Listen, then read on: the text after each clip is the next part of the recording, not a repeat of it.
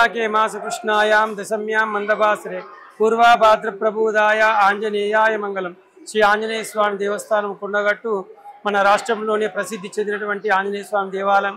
ఈ దేవాలయం లోపల అనేక మంది స్వాములు కూడా చిన్న జయంతి పెద్ద జయంతి అని చెప్పేసి ఇక్కడ రెండు జయంతులు జరుగుతాయి.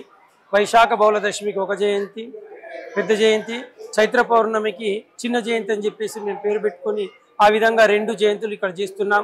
ఒకటి నక్షత్రాన్ని బట్టి జరుగుతుంది, ఒకటి తిథిని బట్టి జరుగుతుంది.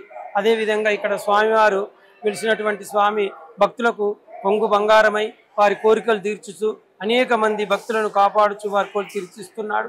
అదేవిధంగా స్వామివారు కూడా ఇక్కడ అనేక మంది భక్తులు కూడా అందరూ విచ్చేసి స్వామివారి సేవించుకొని వారి కోరికలు నెరవేర్చుకుంటున్నారు. ఇప్పుడు 22వ తారీఖు నాడు పెద్ద జయంతి ఉత్సవం కలదు. ఆ ఉత్సవానికి దేవాలయ శాఖ వారు కూడా అనేకమైనటువంటి ఏర్పాట్లు చేశారు. భక్తులందరూ కూడా వచ్చి స్వామివారిని సేవించుకొని వారి కోరికలు నెరవేర్చుకోవాలని చెప్పేసి కోరుతున్నాం. జై శ్రీమన్నారాయణ. దివ్యాలయాగ్ర విలసత్మురవైరి చక్రం శీర్షోపరిస్ఫురదగ్ధ నృసింహవక్త్రం బద్ధాంజలీకృతమహీయ గదాభిశేషం శ్రీకొండగట్టు హనుమంతమహం శ్రీతోస్మి. సీతారామచంద్ర పరబ్రహ్మణే నమః. తెలంగాణ రాష్ట్రంలో ఉండేటువంటి ప్రసిద్ధ పుణ్యక్షేత్రాలలో 4వ స్థానంలో ఉండేటువంటి క్షేత్రం కొండగట్టు ఆంజనేయ స్వామివారి క్షేత్రం. ఈ క్షేత్రం జగిత్యాల జిల్లా మల్యాల మండలం ముత్యంపేట గ్రామ పరిధిలో ఎత్తైనటువంటి కొండపైన స్వామివారు స్వయంగా పిలిచినటువంటి క్షేత్రం. ఈ క్షేత్రం గత 600 సంవత్సరాల నుండి చాత్తాద శ్రీవైష్ణవ ఆచార సాంప్రదాయంగా నిత్యోత్సవాలు, పక్షోత్సవాలు, మాసోత్సవాలు, సంవత్సరోత్సవాలు కూడా జరుపుకుంటూ దినదిన ప్రవర్ధమానంగా పెరుగుతూ దేవస్థానం ఆదాయాన్ని భక్తులను కూడా పెంచుతూ ఉన్నటువంటి క్షేత్రం. ఈ క్షేత్రంలో ఉండేటువంటి స్వామివారు నారసింహ సహిత సీతారామ ఆంజనేయ స్వామివారు. స్వామివారికి పై భాగంలో నరసింహస్వామి, ఆంజనేయ స్వామివారికి భాగభుజాల్లో శంఖము చక్రము, వక్షస్థలములో సీతారామచంద్ర స్వామివారితో స్వయంగా విలిచినటువంటి స్వామి. శనివారము మంగళవారం చందన లేపడం చేయటం చేత స్వామివారి యొక్క రూపం చందనంలో కప్పబడి ఉంది.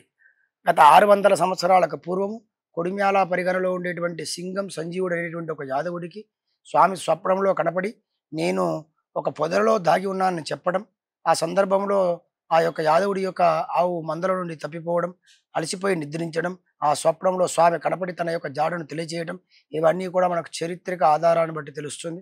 అదేవిధంగా శాసనం కూడా ఆ దేవాలయంలో మనకి ఇప్పటికీ కనిపిస్తుంది. సింగం సంజీవుడి యొక్క శాసనం కూడా కనిపిస్తుంది.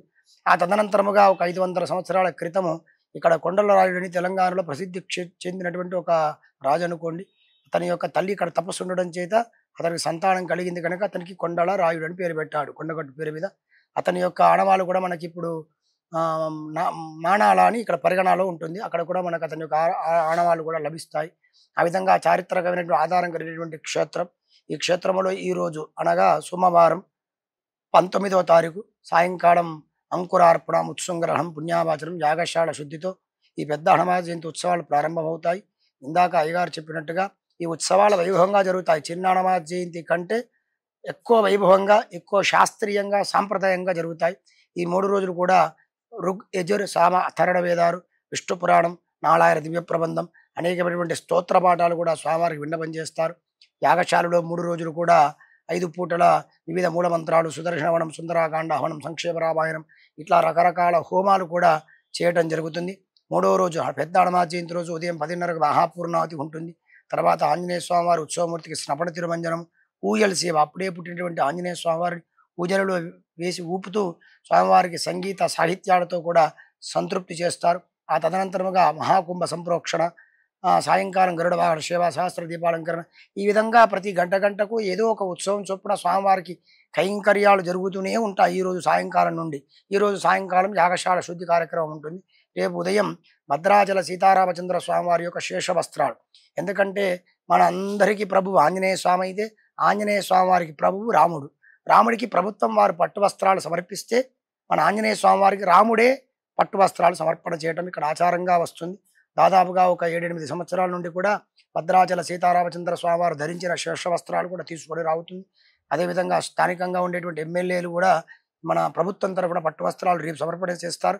ఆ పట్టు వస్త్రాలను రకరకాల కళా బృందాలతో, సాంస్కృతిక కార్యక్రమాలతో ఎదుర్కోవడం జరుగుతుంది. ఆ యొక్క వస్త్రాలను హనుమాన్ జయంతి రోజు అంటే 22వ తారీఖు ఉదయం అభిషేకము చందనాలంకరణ అయిపోయిన తర్వాతగా వస్త్రాలు స్వామివారికి ధరింపజేస్తారు.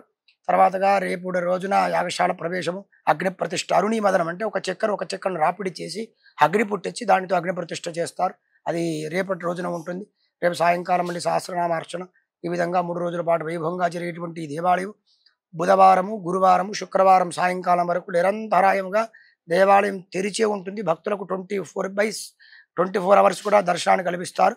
అదేవిధంగా వచ్చేటువంటి లక్షలాది మంది స్వాములకు కూడా మాల విరమణకి కావలసిన ఏర్పాట్లన్నీ కూడా చేశారు. చాతాది శ్రీ వైష్ణవ సాంప్రదాయాన్ని అనుసరించి దాదాపుగా ఒక 100 మంది స్వాములు పరవైష్ణవులు వచ్చి వాళ్ళందరికీ మాల విరమణ చేస్తారు. ఈ విధంగా జరిగేటువంటి ఉత్సవాలలో భక్తులు పాల్గొని స్వామివారి యొక్క దర్శనం చేసుకొని ఆ ఆంజనేయ స్వామి వారి అవ్యాజమైనటువంటి కృపకు పాత్రులు కావలసిందిగా కోరుతున్నాం. శ్రీమతే రామానుజారమ. జై శ్రీరామ్, జై హనుమాన్.